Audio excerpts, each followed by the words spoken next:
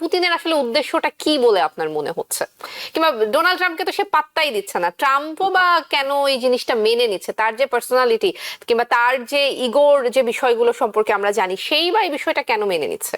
যে একটা দেশের সার্বভৌমত্ব স্বাধীনতা এটা একজনে কেড়ে নিল, এবং সেটা আমাদের দেখতে হলো। এর চেয়ে আর দুঃখজনক কি থাকতে পারে যে সে যদি কোনো ক্রমে একটা যদি ওখানে পিস এগ্রিমেন্ট অথবা সিজ ফায়ার করে ফেলতে পারে, তাহলে কিন্তু সে মানে যেটা তার ইচ্ছা যে সে ওই নোবেল প্রাইজ পেয়ে যেতে পারে। এবং আমরা জানি বিভিন্ন রকম নেগেটিভ ফ্যাক্টর তার এই নোবেল প্রাইজের অ্যানালাইসিসে আসবে। এই ফ্যাক্টরগুলো ওভারকাম করে উনি নোবেল প্রাইজ রিয়েলি পাবেন বলে আমার বড় রকম সন্দেহ রয়েছে। রাশিয়ান যে এক্সপ্যানশনিস্ট, আমি যেটা প্রথমে বললাম, ওদের যে স্ট্র্যাটেজি, সেটা করার জন্য তারা বিভিন্নভাবে চেষ্টা করে যাচ্ছে। রাশিয়া তো হামলা অব্যাহত রেখেছে, তাহলে মানে এই যে আলোচনার যে বিষয়টা নিয়ে আমরা আলোচনা করছি, রাশিয়া কি শুধুমাত্র সময় কিনছে, মানে বিষয়টা কি এরকম? কিংবা পুতিনের আসলে উদ্দেশ্যটা কি বলে আপনার মনে হচ্ছে? কিংবা ডোনাল্ড ট্রাম্পকে তো সে পাত্তাই দিচ্ছে না, ট্রাম্পও বা কেন এই জিনিসটা মেনে নিচ্ছে? তার যে পার্সোনালিটি কিংবা তার যে ইগোর যে বিষয়গুলো সম্পর্কে আমরা জানি, সেই বা এই বিষয়টা কেন মেনে নিচ্ছে? এটা একটা আপনার সুন্দর প্রশ্ন হয়েছে। আমার যেন মনে হচ্ছে একটা মোটিভেশন রয়েছে। মোটিভেশনটা হচ্ছে কি, ডোনাল্ড ট্রাম্প চাচ্ছে নোবেল পিস প্রাইজ, এবং এটার ডিসিশন হবে 10ই অক্টোবর। এটা অ্যানাউন্স করা হবে, আর ডিসিশন হবে অক্টোবরের প্রথম কয়েকদিনে, যখন নরওয়েজিয়ান নোবেল কমিটির ফাইনাল মিটিংটা হবে। কাজে তার হাতে সময় খুব কম।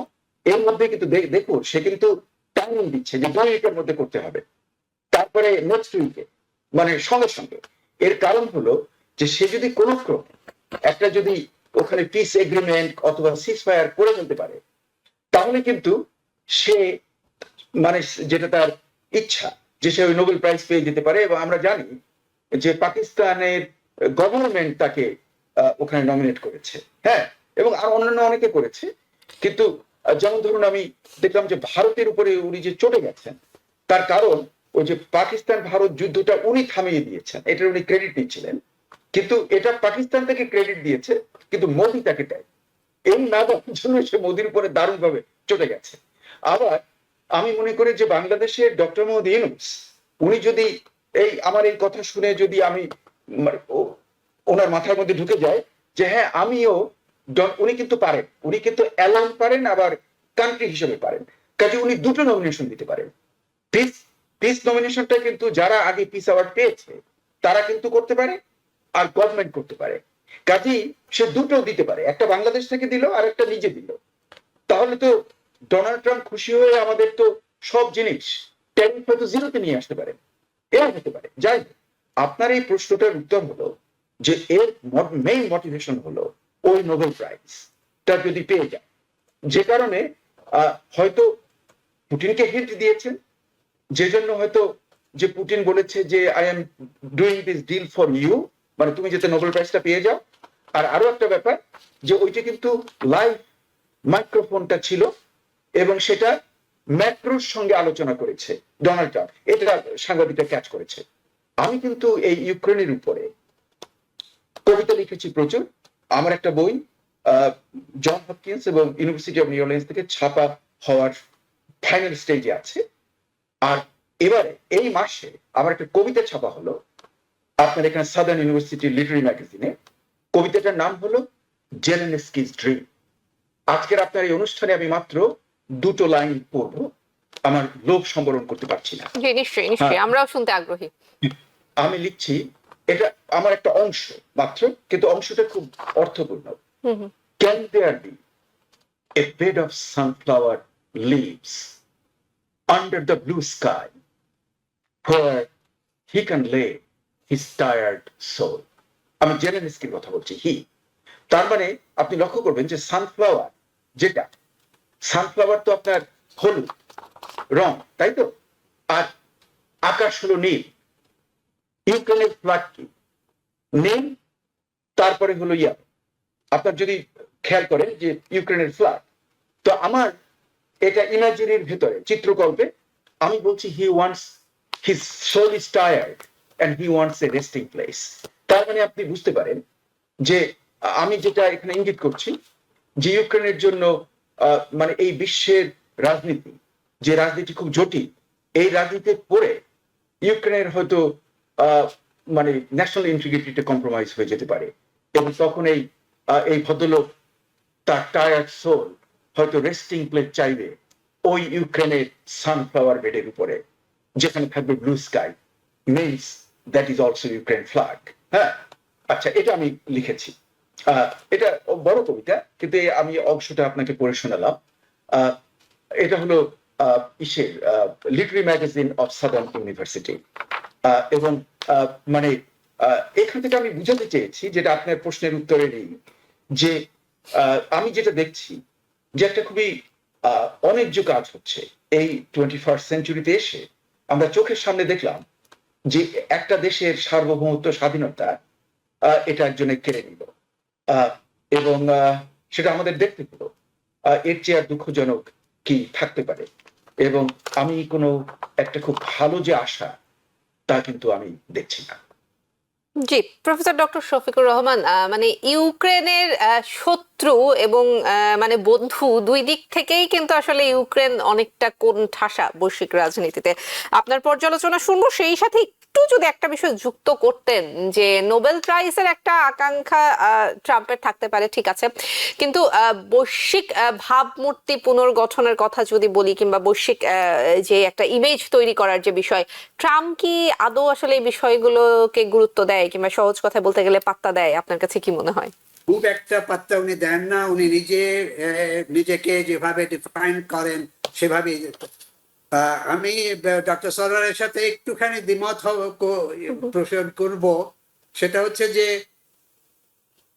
আমার মনে হয় না নমিনেটেড সে হতে পারে, কিন্তু বিভিন্নভাবে বিভিন্ন লোক, বিভিন্ন যাদের প্রয়োজনীয় স্বার্থের প্রয়োজনে তারা নমিনেশন করতে পারে ট্রাম্পকে নোবেল প্রাইজের জন্য। কিন্তু আমার মনে হয় না তাকে নোবেল কমিটি সিরিয়াসলি কনসিডার করবে।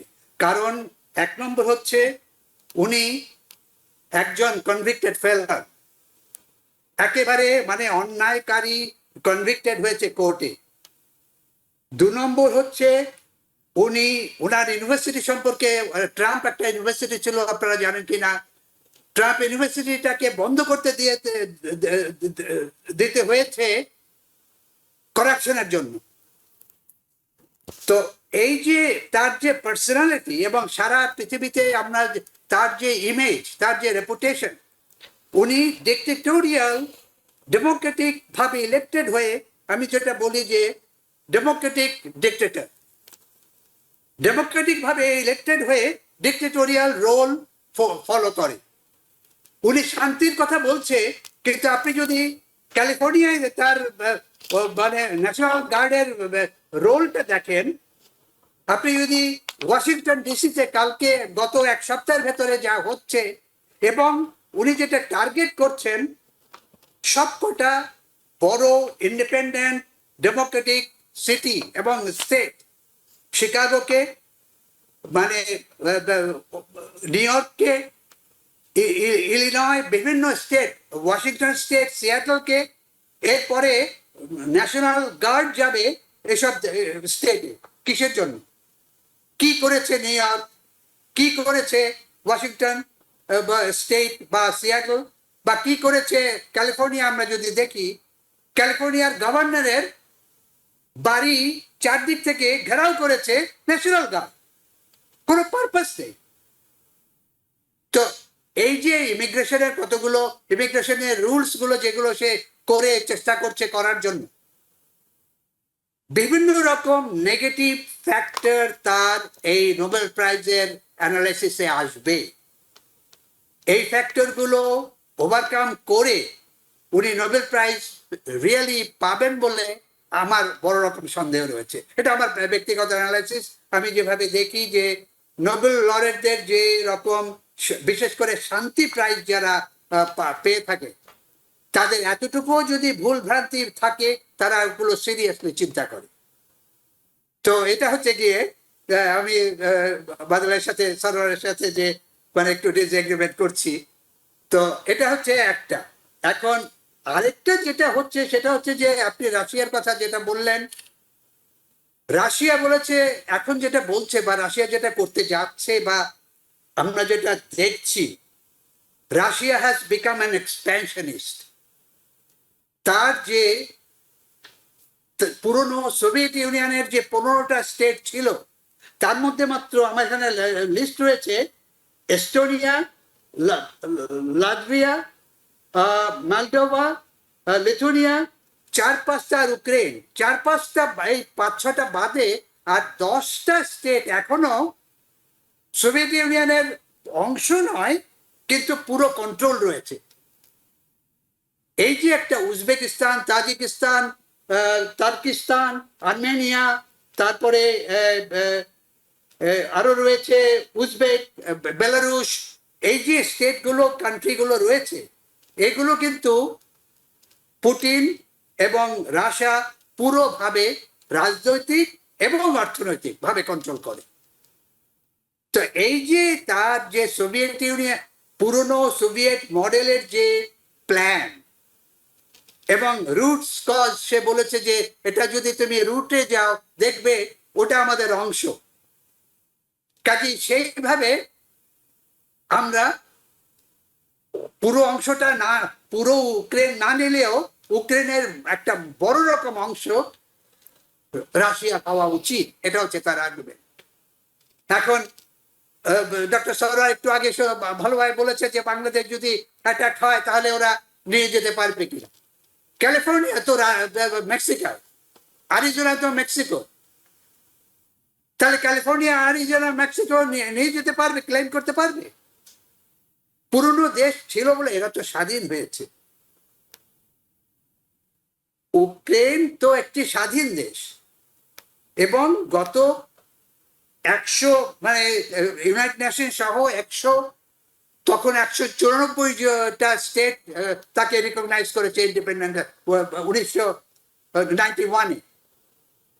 তো এই যে চেঞ্জ গুলো হচ্ছে, এই হচ্ছে রাশিয়ান যে এক্সপ্যানশনিস্ট, আমি যেটা প্রথমে বললাম, ওদের যে স্ট্র্যাটেজি, সেটা করার জন্য তারা বিভিন্নভাবে চেষ্টা করে যাচ্ছে।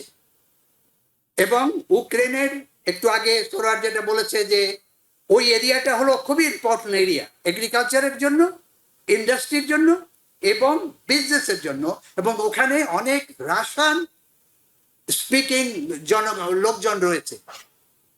তো এই যে একটা সিচুয়েশন, মানে সোশ্যাল, পলিটিক্যাল, কালচারাল সিচুয়েশন, এবং এখানে ট্রাম্পের ভূমিকাটাকে আমি খুব বড় রকম ভাবে অ্যাপ্রিসিয়েট করি না, কারণ উনি ইউক্রেনকে ব্যবহার করছেন তার নিজের প্রয়োজনের জন্য। উনি কিন্তু ইউক্রেনকে কোনো অর্থনৈতিক সাহায্য দিচ্ছেন না।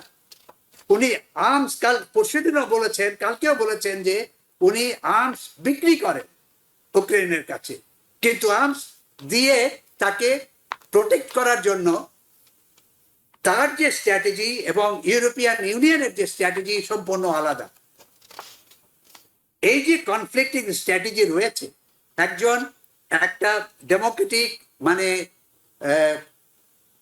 গণতান্ত্রিক রাজা বলা যায় আমেরিকাকে, সেই গণতান্ত্রিক কিং হিসেবে তার যে ভূমিকা, গণতন্ত্রকে, হিউম্যান রাইটসকে, ভোটিং রাইটসকে সাহায্য করা, সেটা করতে না গিয়ে সে অন্যান্যভাবে স্ট্র্যাটেজিক্যালি করার চেষ্টা করছে, যেটা আমি জানি না এই মিড টার্ম ইলেকশনে এবং এর পরে জনগণের পরিষ্কারভাবে যদি ধারণা হয়, আমেরিকান জনগণ যদি বোঝে, তাহলে মিড টার্ম ইলেকশন সম্পূর্ণভাবে ট্রাম্পের বিরুদ্ধে চলে যাবে বলে আমার মনে হয়।